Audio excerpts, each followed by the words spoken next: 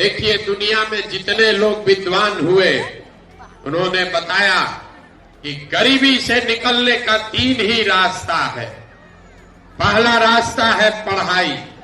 अगर आपका बाल बच्चा पढ़ लिख जाएगा, पढ़ लिख के नौकरी पा जाए तो आप गरीबी से निकल सकते हैं। दूसरा रास्ता है जमीन।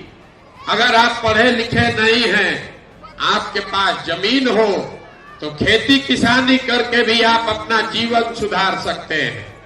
और तीसरा रास्ता है पैसा, पूंजी। अगर आप पढ़े लिखे नहीं हैं, आपके पास जमीन भी नहीं है, लेकिन अगर पैसा हो, पूंजी हो, कोई कर्ज भी दे दे तो कोई न कोई छोटा मोटा रोजी रोजगार, व्यापार दुकान करके आप अपना जीवन सुधार सकते हैं। यही 3 रास्ता है, नौकरी, खेती और व्यापार। नौकरी करने के लिए पढ़ाई चाहिए, खेती करने के लिए जमीन चाहिए और व्यापार करने के लिए पूंजी चाहिए। अगर आप बिहार में ध्यान से देखिएगा तो आपको पता चलेगा कि यहाँ ज्यादातर लोगों के पास ये तीनों में तीनों चीज नहीं है। यहाँ जो गरीब है उसके बच्चे के पास पढ़ने का सुविधा है ही नहीं। तो जब आपका बच्चा पढ़ेगा ही नहीं तो आपका अनपढ़ बच्चा, उसको कोई डॉक्टर, इंजीनियर, कलेक्टर नहीं बना सकता है। उसको जीवन भर मजदूरी ही करना पड़ेगा।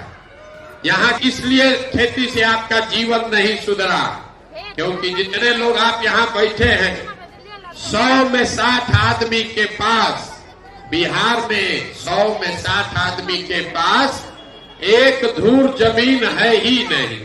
तो खेती करेगा कैसे? आज जो 40 आदमी खेती कर रहा है वो कमाने के लिए खेती नहीं करता है, वो खाने के लिए खेती करता है। तो आपके पास पढ़ाई का साधन है नहीं, खेती से आमदनी है नहीं, और रोजी रोजगार व्यापार करने के लिए पैसा पूंजी है ये नहीं है, तो आप गरीबी से निकलिएगा कैसे? सरकार चाहे सड़क बना दे कि बिजली ला दे, आपको 4 किलो अनाज दे दे कि सरकार आपको सिलेंडर बांट दे।